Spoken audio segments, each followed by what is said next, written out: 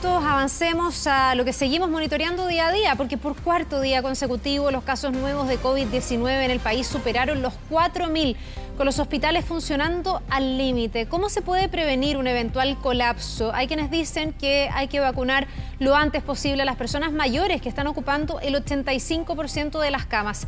Estamos con Caterina Ferreggio, epidemióloga, académica de la Universidad Católica, integrante también de la mesa asesora COVID-19 del MinSal, para conversar sobre estos temas. Muchísimas gracias, doctora, por estar con nosotros y muy buen día.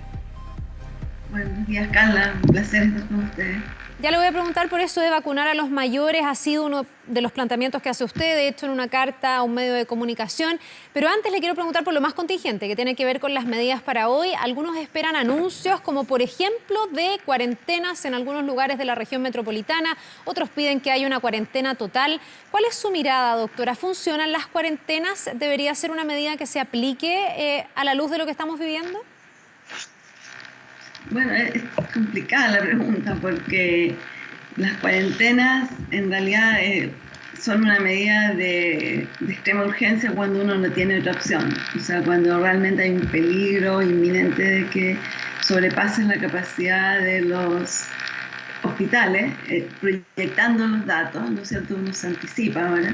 Entonces, cuando la autoridad estima que le van a sobrepasar la capacidad, entonces no le queda otra opción que hacer esto de deténganse todos, no se muevan, para que no haya ni un contagio nuevo.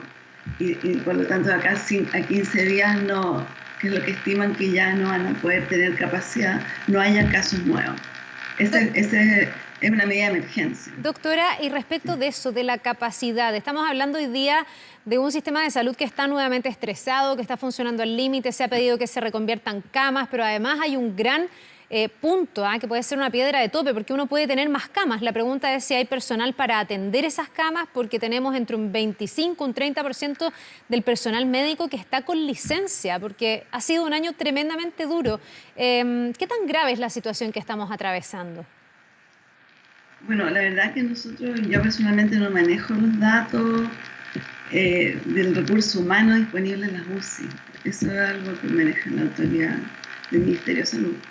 Pero desde luego que la situación es más grave en ese sentido. Tenemos menos reserva que la que teníamos en marzo-abril. Menos reserva de recursos humanos y menos reserva de la población. Reserva también en la voluntad, la disponibilidad, la energía para acatar información que a veces es un poco confusa, que no queda claro el fundamento.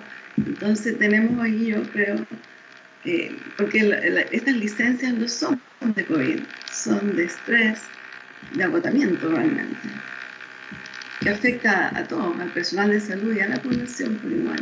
Sí, no, y esto hace que la situación, me imagino, se complique mucho más. Ahora, ¿qué se debería hacer? Usted me dice, las cuarentenas son una medida que se toman para situaciones muy, muy críticas y de emergencia. ¿Hay algo más que hacer? Hay expertos que dicen que aquí nuevamente el foco se está poniendo en atajar los goles al final, con camas en los hospitales, pero que hay que hacer más labor preventiva, más trazabilidad. ¿Cómo estamos en materia de trazabilidad, de poder pesquisar a tiempo los casos? Mira, el problema es que acá somos dos. O sea, en la trazabilidad es fundamental el rol de la población. Es fundamental porque la población es la que tiene que consultar precozmente. Apenas tiene una sospecha y se tiene que aislar.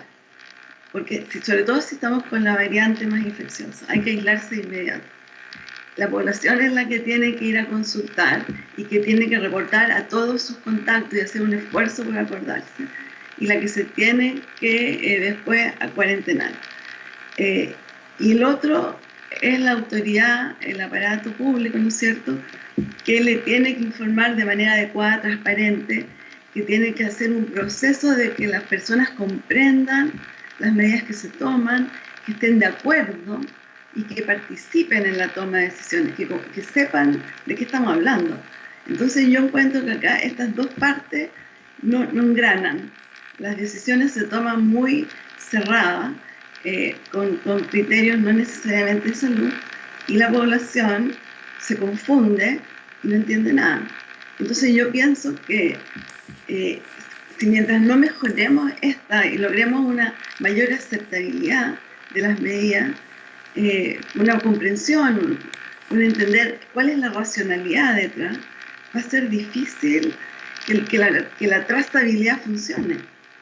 Porque, como te digo, si la persona se demora en consultar, después los laboratorios se demoran otro poco, esos días son críticos para evitar el contagio. Sí, doctora, usted no es la primera que dice eso, que se debe ser más claro en materia de información y que nos debe quedar más nítido a todos cuáles son los fundamentos de las decisiones que se van tomando. Y quiero pasar con usted al tema de la vacunación, porque usted en una carta a un medio de comunicación planteaba la urgencia de que los adultos mayores sean prontamente vacunados y hay una serie de datos que respalda aquello. Le quiero preguntar por qué, que nos explique por qué es tan importante este grupo objetivo, pero además compartir con usted un estudio que hizo Clapes UC, que hoy día viene en el diario Las Últimas Noticias, el LUN, donde se analizaron a 4 países, que es Chile, Estados Unidos, Reino Unido e Israel. Y según este estudio, Chile es el país que tiene publicado el plan de vacunación menos detallado, con menos fundamentos, donde a lo mejor va a quedar menos claro cuáles son los grupos prioritarios, por qué, quiénes van antes y quiénes van después.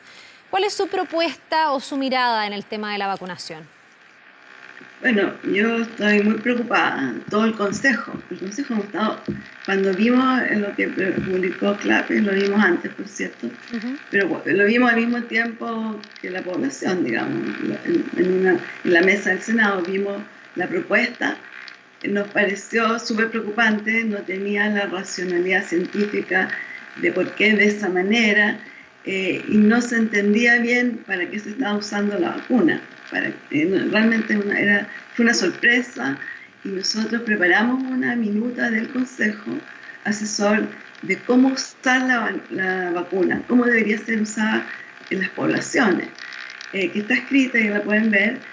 Y en el fondo, acá el concepto de base que hay es en qué escenario estamos en Chile. Estamos en un escenario de poca vacuna, de vacuna que va a empezar a llegar escalonada.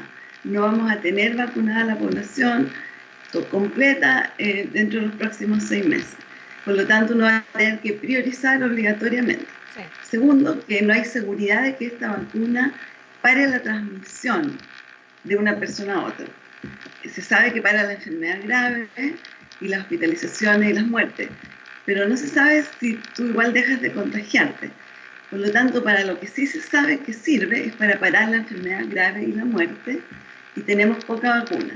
Entonces, nuestro análisis como consejo es, si tenemos una cantidad X de vacuna, hay que ir a ponerla a los que se enferman grave y que mueren. Ese es un concepto súper simple. ¿Y esos son los adultos mayores? Y solamente los adultos mayores. Sí, esta es una enfermedad impresionantemente selectiva en lo que representa el cuadro grave. O son enfermedades de adultos mayores, que son por lejos los que tienen más riesgo, o son enfermos con alguna otra condición grave, enfermedad avanzada. Tampoco es como que una hipertensión o una obesidad por sí misma, no. Tiene que ser una enfermedad grave, más de una enfermedad. Y también hay unos cuadros que uno no sabe por qué son esporádicos. Pero como mostré yo ahí, el riesgo, por ejemplo, de un mayor de 80 años es 1000 veces mayor que el de un menor de 40. De morir. 1000 veces, o sea, de morir. Y antes se han enfermado y han llenado los hospitales. Los hospitales se llenan de adultos mayores. Y cuando ¿por qué los países maduros, inteligentes, que han usado la racionalidad, parten por los adultos mayores?